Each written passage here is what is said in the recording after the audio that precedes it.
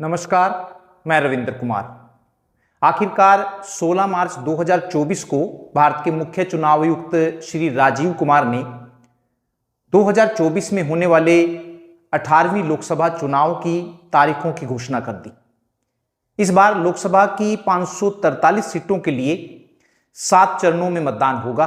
4 जून को वोटों की गिनती होगी और उसी दिन यह पता चलेगा कि देश की जनता ने शासन की बागडोर किस राजनीतिक दल को सौंपी है। देश के चुनावी इतिहास में यह दूसरा चुनाव है जो सबसे लंबी अवधि तक चलेगा। इससे पहले 1952 में जब देश का पहला आम चुनाव हुआ था तो वह 4 महीने तक चला था, लेकिन तब परिस्थितियां अलग प्रकार की थी। उस समय पहली बार चुनाव क्षेत्र बनाने पड़े थे और पहली बार नई मतदाता सूचियां बनानी पड़ी थी। देश के पहले आम चुनाव में 17 करोड़ मतदाता थे, लेकिन 2024 के चुनाव में 96 करोड़ 88 लाख मतदाता हैं।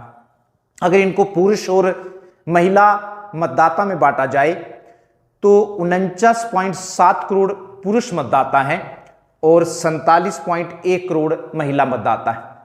लोकसभा चुनाव के साथ साथ 4 राज्यों आंध्र प्रदेश, अरुणाचल प्रदेश, ओडिशा और सिक्किम की विधानसभा के चुनाव भी करवाए जाएंगे। इसके अलावा जिन 13 राज्यों में विधानसभा की सीटें किसी कारण से खाली पड़ी हैं, वहां भी उपचुनाव करवाए जाएंगे। इसमें हिमाचल प्रदेश की वे 6 सीटें भी शामिल हैं, जहां 6 कांग्रेस के एमएलए ने पार्टी लाइन के खिलाफ जाकर राज्यसभा के चुनाव में क्रॉस वोटिंग की थी और विधानसभा अध्यक्ष ने इन 6 एमएलए की सदस्यता रद्द कर दी थी। बाद में चाहे इसका कारण कुछ और ही बताया गया हो। हरियाणा की करनाल विधानसभा सीट पर भी 25 मई को उपचुनाव होगा। यह सीट मनोहर लाल खट्टर के मुख्यमंत्री पद से त्यागपत्र देने के कारण खाली हुई है। मनोहर लाल खट्टर ने यह सीट नए मुख्यमंत्री नायब सिंह सैनी के लिए खाली की है। नए मुख्यमंत्री नायब सिंह सैनी फिलहाल विधानसभा के सदस्य नहीं है, जबकि मुख्यमंत्री के लिए विधानसभा का सदस्य होना जरूरी है। इसलिए उनको 6 महीने के अंदर कहीं ना कहीं से एमएलए का चुनाव जीतना होगा। हरियाणा की लोकसभा की सभी 10 सीटों पर छठे चरण में 25 मई को वोट डाले जाएंगे। 2019 के लोकसभा चुनाव में हरियाणा की सभी 10 सीटों पर भारतीय जनता पार्टी जीती थी। 2024 के चुनाव में भी भारतीय जनता पार्टी यही जीत दोहराना चाहती है, लेकिन अब की बार के चुनाव में मुकाबला कड़ा रहने की उम्मीद है। हरियाणा के 10 लोकसभा क्षेत्रों की बात करें तो गुड़गांव सबसे बड़ा लोकसभा क्षेत्र है, जहां 25 लाख से भी ज्यादा मतदाता है। दूसरे नंबर पर फरीदाबाद आता है। सोनीपत संसदीय क्षेत्र सबसे छोटा लोकसभा क्षेत्र है, जिसमें 17,47,000 मतदाता है। 2024 के लोकसभा चुनाव की एक खास बात यह भी है कि प्रमुख राजनीतिक दल 2 घटकों में बटे हुए। एक तरफ भारतीय जनता पार्टी के नेतृत्व वाला NDA, national democratic alliance, Hindi में कहें तो राष्ट्रीय जनतांत्रिक गठबंधन है, जिसमें 40 के लगभग राजनीतिक दल है।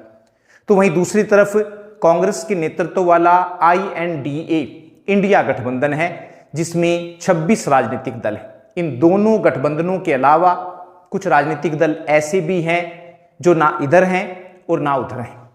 ये समय आने पर ही तय करेंगे कि किस गठबंधन में जाकर इनके हित पूरे हो सकते हैं।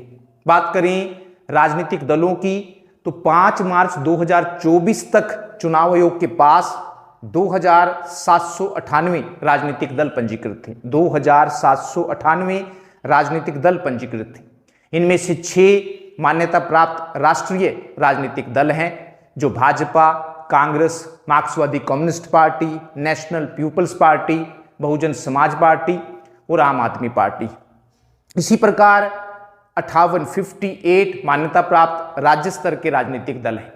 2024 के चुनाव में लोकसभा की 543 सीटों के लिए चुनाव होने जा रहे हैं। इन 543 सीटों में से हिंदी पट्टी के राज्यों में लोकसभा की 214 सीटें हैं, जबकि दक्षिण भारत में 132 सीटें हैं।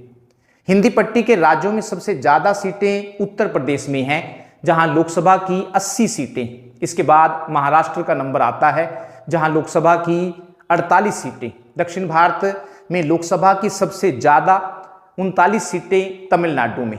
2019 के चुनाव में भारतीय जनता पार्टी ने लोकसभा की 436 सीटों पर अपने उम्मीदवार खड़े किए थे, जिनमें से 330 सीटों पर उसने जीत दर्ज की थी। इसी प्रकार कांग्रेस ने 2019 के चुनाव में 422 सीटों पर अपने उम्मीदवार चुनाव मैदान में उतारे थे, लेकिन वह सिर्फ 52 सीटों पर ही जीत दर्ज कर सकी थी। 2024 के चुनाव में एनडीए नेशनल डेमोक्रेटिक अलायंस 400 से भी ज्यादा सीटें जीतने का दावा कर रहा है। उसने नारा भी दिया है, अब की बार 400 पार। भारतीय जनता पार्टी का दावा है कि 2024 के चुनाव में वह अकेले 370 सीटों पर जीत दर्ज करेगी और एनडीए गठबंधन 400 से भी ज्यादा सीटें जीतेगा। लेकिन दूसरी ओर कांग्रेस के नेतृत्व वाला इंडिया गठबंधन भाजपा के इस दावे को कोरी कल्पना बता रहा है। कांग्रेस का कहना है कि अब की बार परिस्थितियां भाजपा गठबंधन के पक्ष में नहीं है, जैसे 2019 के चुनाव में थी। अब की बार महंगाई, बेरोजगारी, भ्रष्टाचार, किसानों की अनदेखी बड़े मुद्दे हैं जिनको भाजपा सुलझा नहीं पाई। ये मुद्दे भाजपा की जीत की राह में कठिनाइयां पैदा करेंगे। दोनों गठबंधन जीतने के बारे में अपने अपने दावे कर रही, लेकिन अंतिम फैसला जनता को करना है कि वह किसे अगले 5 साल के लिए केंद्र सरकार की कमान सौंपना चाहती है। धन्यवाद।